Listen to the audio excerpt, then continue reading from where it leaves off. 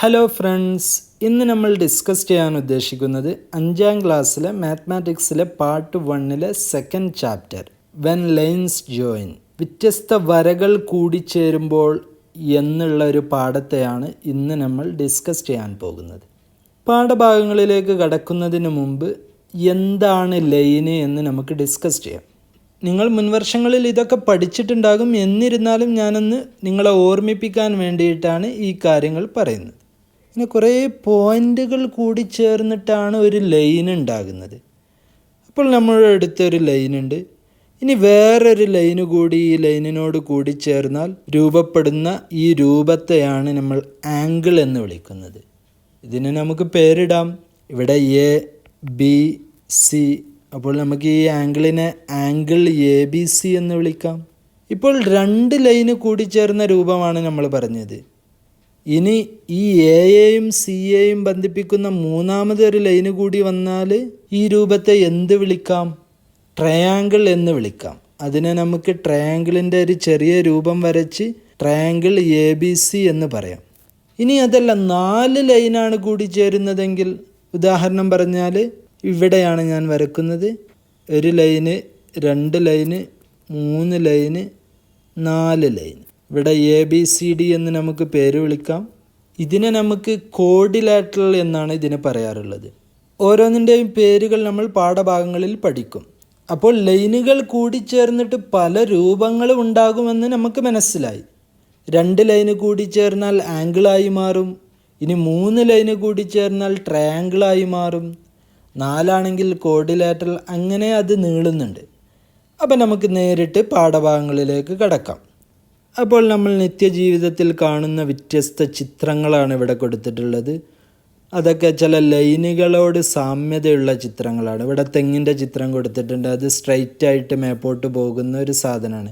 അപ്പോൾ അതൊരു ലൈനിനോട് സാമ്യതയുള്ള ചിത്രമാണ്.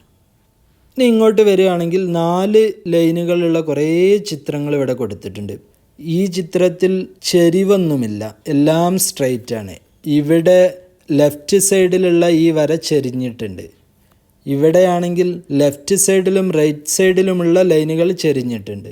അങ്ങനെ പല വ്യത്യസ്ത രൂപത്തിലുള്ള ഷേപ്പുകൾ ഇവിടെ കൊടുത്തിട്ടുണ്ട്. അപ്പോൾ അതൊക്കെ നിങ്ങൾക്ക് കണ്ടാൽ പെട്ടെന്ന് മനസ്സിലാകുക. അതിൻ്റെ ചെരിവ് എവിടെയാണെന്നൊക്കെ ഈ ടേബിളിൽ നിങ്ങൾക്ക് വേണമെങ്കിൽ ഫില്ല് ചെയ്യാം.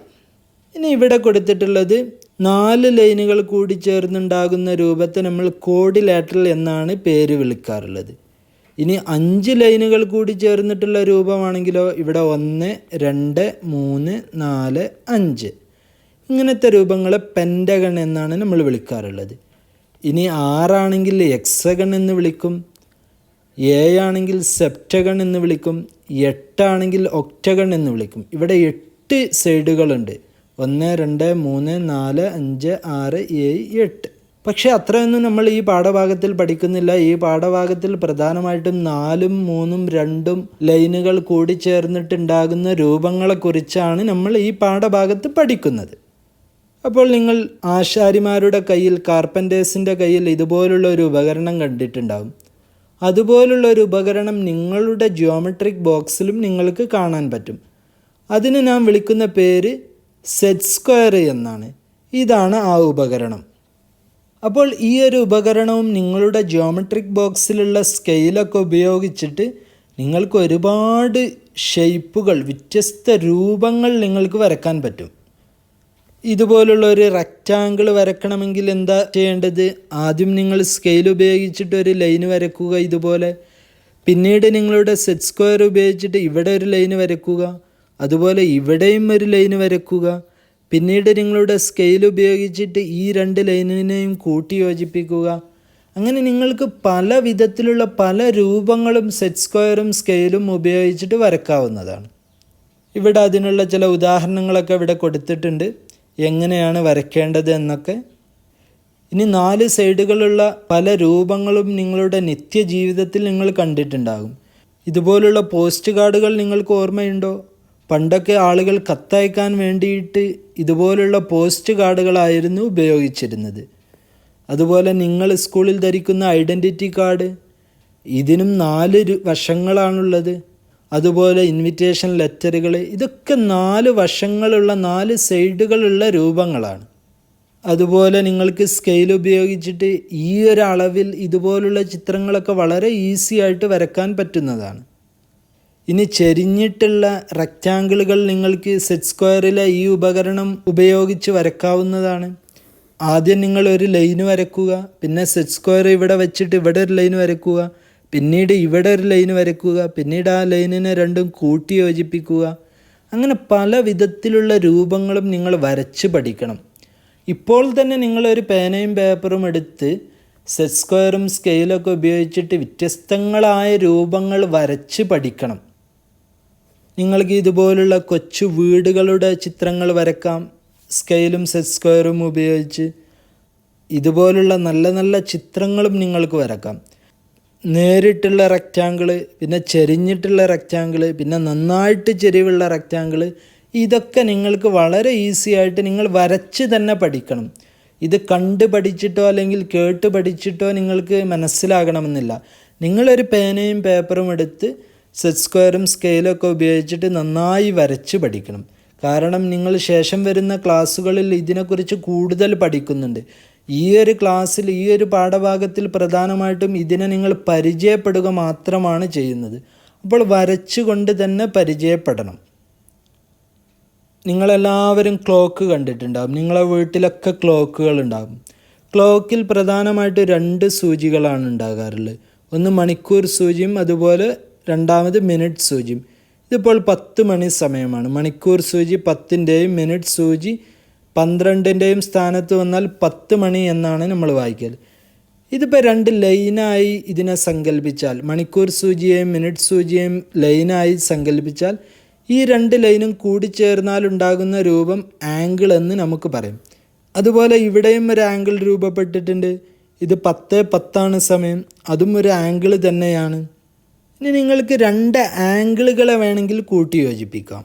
ആദ്യം ഇവിടെ ഒരു ആംഗിൾ വരച്ചു, പിന്നെ ഈ സെറ്റ് സ്ക്വയർ എടുത്ത് ഇവിടെ വെച്ച് കണ്ട് വേറൊരു ആംഗിൾ വരച്ചു.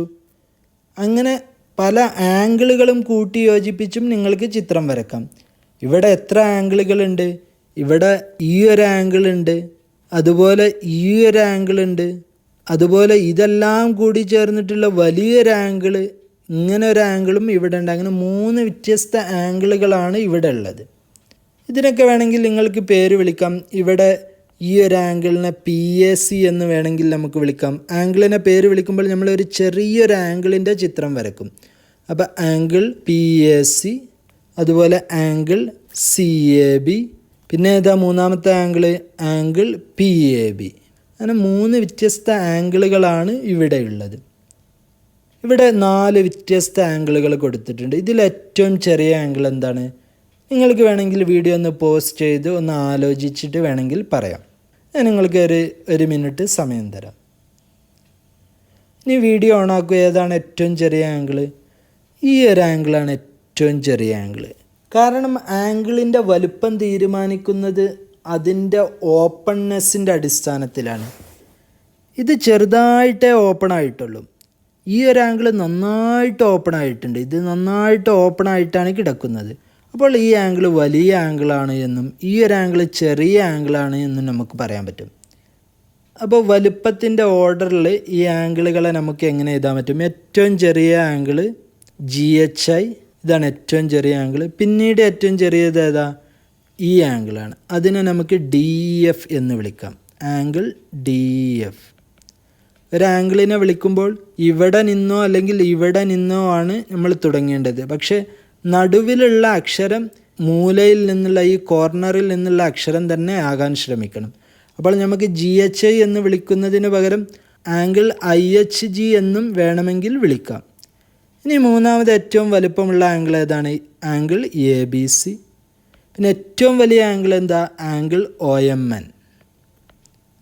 പിന്നെ നിങ്ങൾക്ക് ചെയ്യാൻ വേണ്ടിയിട്ട് കുറച്ച് എക്സസൈസുകളും ഇവിടെ കൊടുത്തിട്ടുണ്ട്. ഇതുപോലുള്ള ചിത്രങ്ങൾ, ഇതൊരു വീടിൻ്റെ പ്ലാനാണ്, നിങ്ങളുടെ ഒരു കൊച്ചു കളിവീടിൻ്റെ പ്ലാനാണ് എന്ന് നിങ്ങൾ സങ്കല്പിക്കുക. എന്നിട്ട് നിങ്ങളുടെ നോട്ട് ബുക്കിൽ ഈ പ്ലാൻ വരച്ചിട്ട് നിങ്ങളുടെ അച്ഛന് കാണിച്ചു കൊടുക്കുക, എനിക്ക് ഇങ്ങനത്തെ ഒരു കൊച്ചു വീട് ഉണ്ടാക്കണമെന്ന്. അപ്പോൾ നിങ്ങൾക്ക് ഈ പാഠത്തിൽ പറഞ്ഞിട്ടുള്ള കാര്യങ്ങളൊക്കെ മനസ്സിലായിട്ടുണ്ടാകുമെന്ന് വിചാരിക്കുന്നു. വീഡിയോ ഇഷ്ടപ്പെട്ടാൽ നിങ്ങൾ ലൈക്ക് ചെയ്യണം. ഇതുവരെ ചാനൽ സബ്സ്ക്രൈബ് ചെയ്തിട്ടില്ലെങ്കിൽ നിർബന്ധമായിട്ടും ചാനൽ സബ്സ്ക്രൈബ് ചെയ്യുക. തുടർന്നുള്ള വീഡിയോകൾ കൂടി ലഭിക്കാൻ വേണ്ടിയിട്ട് ബെൽ ഐക്കൺ കൂടി അമർത്തുക. ഓക്കെ, വീണ്ടും കാണാം.